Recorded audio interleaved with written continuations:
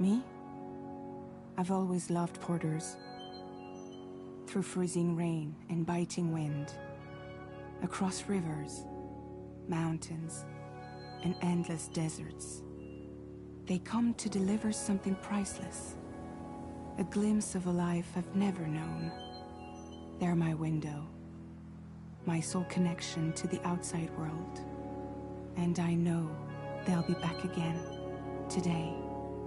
-61. Have I ever really loved someone? Do I deserve what I've got? Now the crazy system's turned into traps and the fear is switching sides. I own $1 million worth of stock, but I still won't sleep at night. What is it that I've become? -61. Now the water level rises high in my cold paradise, where men sit in circles and talk numbers I never really liked. The way they think of life as some kind of gamble and watch the city drown.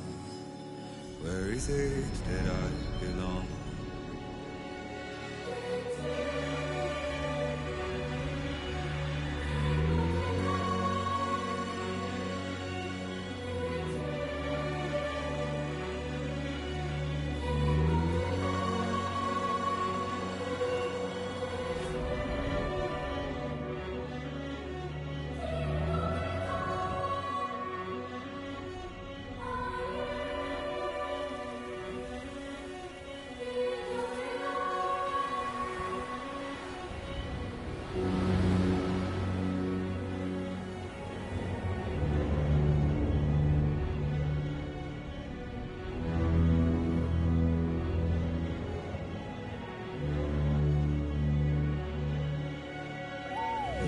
-61.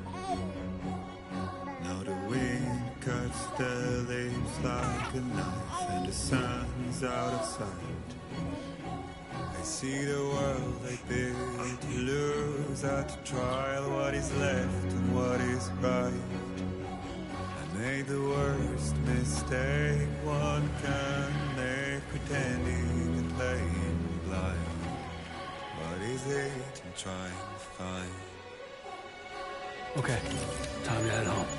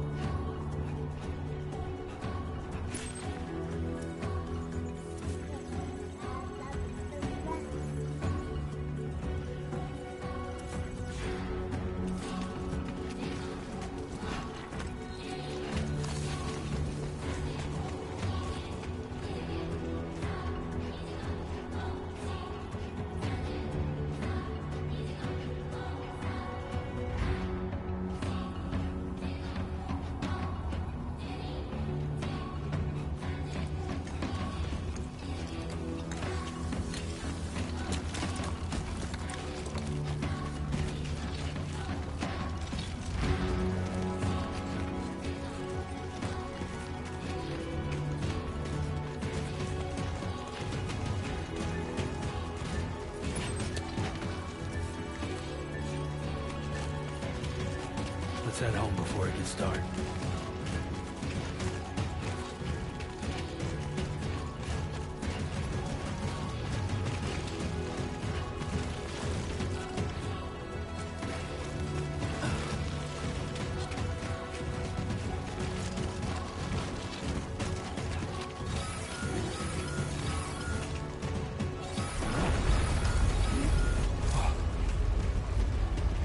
Feel that.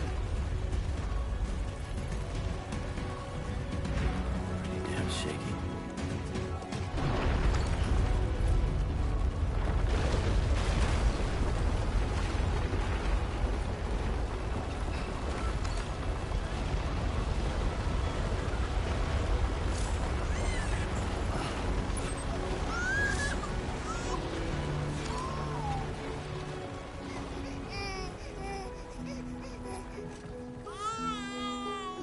Okay, you're all right.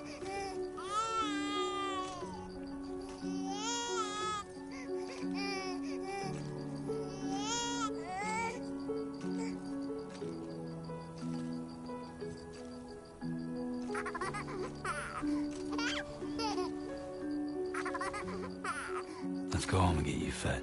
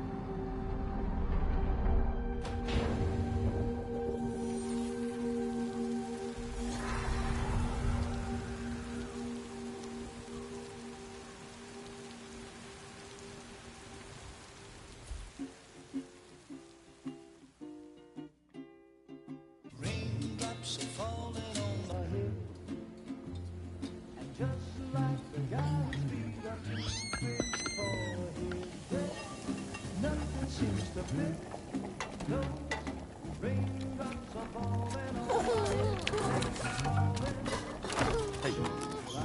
Not bad, little porter. Not bad at all.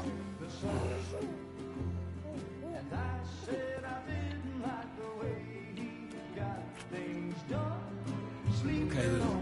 Time for some nom-noms.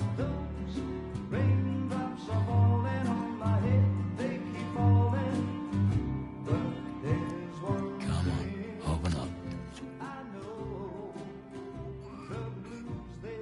There you go.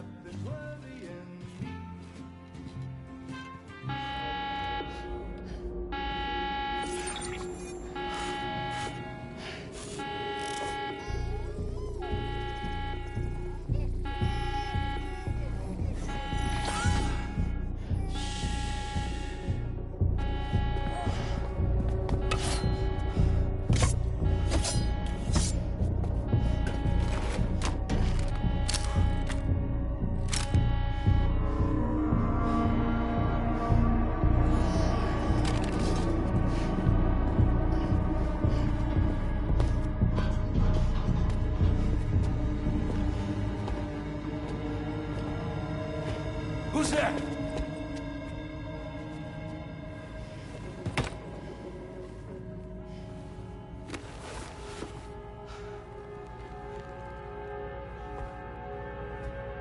Who are you?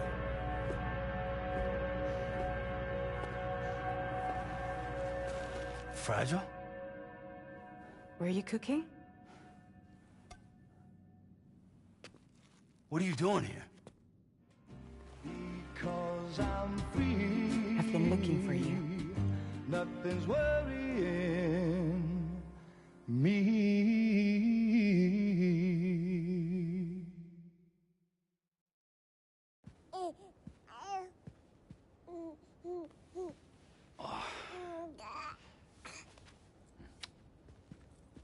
Wow. Lou's growing up fast. You two look good. Like a happy family. Here's a gift. The finest Carol printed diapers. Thank God.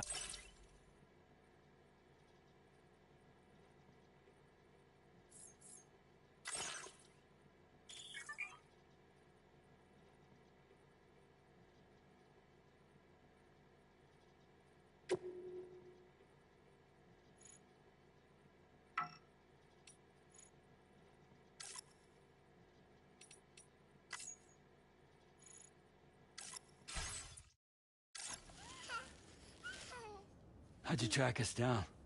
Your neighbor got hooked up to the Carol network. Service now extends to the whole region. I let myself in with this. You can use Carol printers now, too. Guess it's time we thought about moving. Maybe further south. You know, I'm surprised you used the front door for once. My jumping days are behind me. Overdoing it left me with some kind of syndrome. They call it jump shock. You care for a drink? Thank you, but no. I should get straight to the point. Business, huh? I mean, for a moment there, I thought maybe you wanted to catch up. I have a job for you. Take it, and that whole mess over how you left Bridges will be wiped from the record. You won't have to live in hiding anymore. What about Lou? That's a little more complicated. We're talking about a bridge's asset. You'll have to work it out.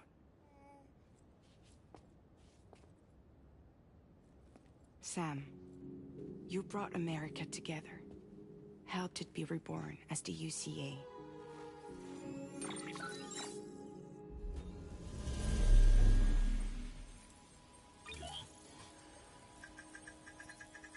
But I'm afraid that Death Stranding is far from over. Humanity is still in danger. Still on the brink of extinction. Don't act like you don't see it. A lot of things changed after you went off on your own. Especially within the UCA. Bridges no longer oversees the distribution network. They withdrew once things were up and running. So your friends and co-workers all went their separate ways. And that's not all. Die Hard Man is not the president of the UCA anymore. In case you're wondering who's handling distribution now, A Pass 4000 has revolutionized the whole process. It utilizes the chiral network to manage and carry out deliveries. Within network coverage, there's no need to rely on human porters anymore. And no need for Fragile Express, of course. So after I closed up shop, I went and started a new group. One that handles work in regions outside the UCA. We decided to call ourselves Drawbridge. And we still require the services of human porters that can work outside the network. Preferably ones with dooms who can sense BTs. Sam, I'm asking you to go to Mexico. To extend the chiral network to the south. Just like you did when you went out west. You're asking, or is this coming from the UCA? Both. The UCA came to Drawbridge, and now I'm coming to you. So, what do you say?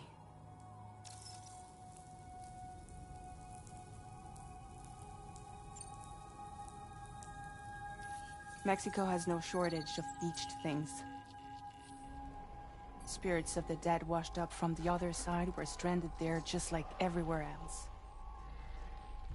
Any human corpse that hasn't been properly disposed of will become a BT. And any living human that comes into contact with a BT will get dragged into the depths of the tar. Giant BTs can and will emerge from the tar as well. And if they succeed in consuming a living human being, they'll trigger a void out, destroying everything nearby in a massive explosion. Several Mexican cities were wiped off the map in this way. The survivors have since become divided and isolated. As most people cannot see BTs, they live in fear of them, and that fear has made them too terrified to venture outside.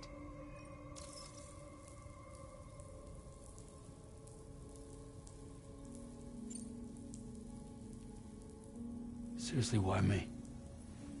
There are several reasons I thought of you for this job. Deadman, for one. He's currently working at a lab in southern Mexico. I don't know the details, but the research they're conducting there is important. Very important. And there are certain things he'd like to tell you in person.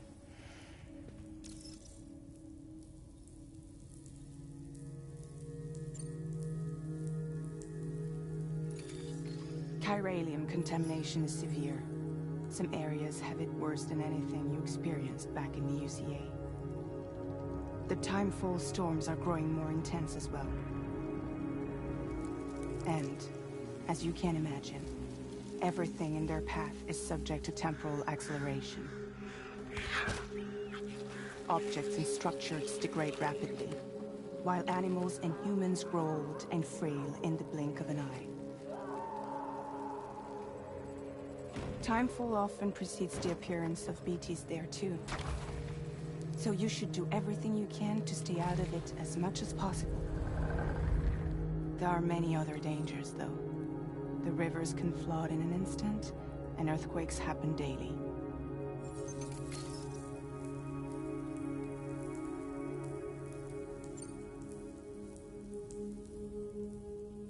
one reason. You got more? I do. And this one's serious. There is some BT territory near that lab I mentioned. They monitor the chiralium levels, and recently, they've observed unusual activity. The cause is still unclear, but they seem to think there's a good chance a massive BT is headed their way. And if they're right, then I want you there, ready to kill it before it kills them. Don't forget, Sam. You were the first person in the world to ever take out a BT.